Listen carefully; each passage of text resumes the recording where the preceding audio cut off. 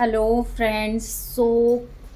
कालची गोष्ट सांगायची म्हटलं तर माझा दिवस अजिबात चांगला नव्हता गेला. कारण की सकाळ सकाळी मी मिहीरला सोडून आले आणि त्याच्यानंतर मी आणि विशाल निघालो पवार पब्लिक स्कूलला आणि पवार प्रतिष्ठान स्कूलला.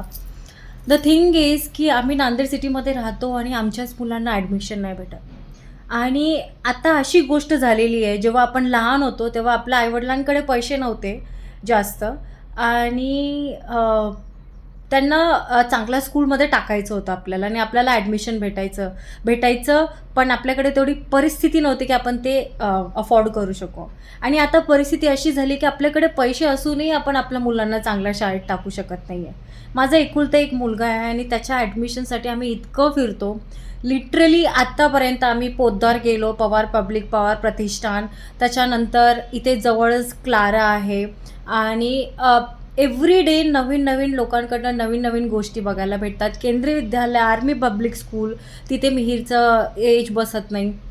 खूप त्रास होतो. कालचा पूर्ण दिवस माझा ह्याच टेन्शनमध्ये गेलं की माझ्या मुलाला चांगल्या शाळेत कसं काय ॲडमिशन भेटणार आहे, कसं भेटू शकतं. मी आणि माझे हस्बंड कॉन्स्टंटली आम्ही विचार करतो आहे की आता कुठल्या स्कूलमध्ये टाकायला पाहिजे, मिहीरचं ॲडमिशन कुठे जास्त व्यवस्थित होईल. कारण की from first class to 10th class हे खूप क्रुशियल असतं मुलांच्या पहिला एज्युकेशनसाठी आणि आतापर्यंत तो प्री स्कूलमध्ये होता.